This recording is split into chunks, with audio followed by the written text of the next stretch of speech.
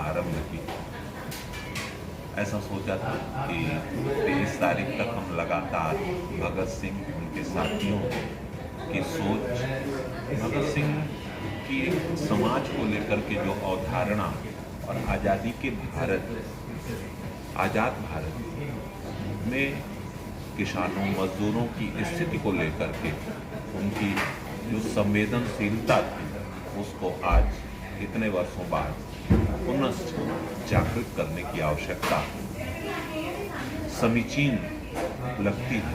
इसी क्रम में हम लोग ये लगातार वार्ताएं, जिसमें पिछला संस्करण ग्लोबलाइजेशन और इस पर विनय जी ने प्रकाश डाला। आज एक बात यूं ही उभरती है, अगर भगत सिंह फांसी के कुछ दिनों पूर्व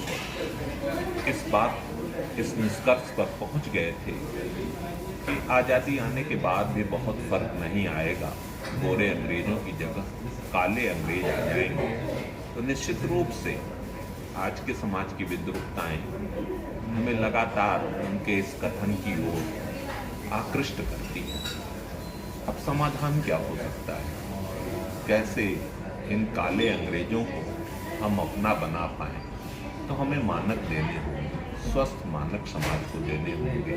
राजनीति में ऐसे लोगों को आना होगा जिनके अंदर शुचिता हो, पवित्रता हो, जिन पर समाज भरोसा कर सके। अत्यंत दुष्कर कार्य।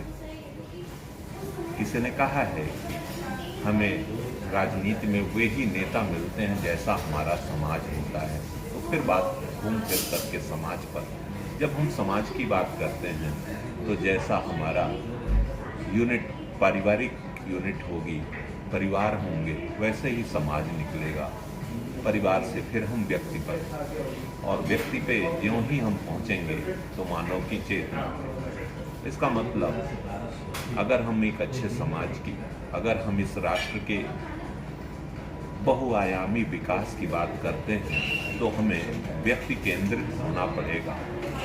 एक व्यक्ति का पूरा विकास हो सके, एक युवा का पूरा विकास हो सके, एक बालक का पूरा विकास हो सके, और इन सब के रूप में जो बातें हमको समझ में आती हैं वो हमारा शिक्षा तंत्र है। इसमें किस तरीके के बदलाव की आवश्यकता है जो तुरंत दूरगामी परिणाम दिखाए।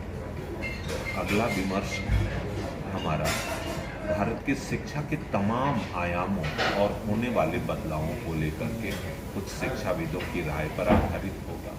आज के लिए इतना ही। धन्यवाद।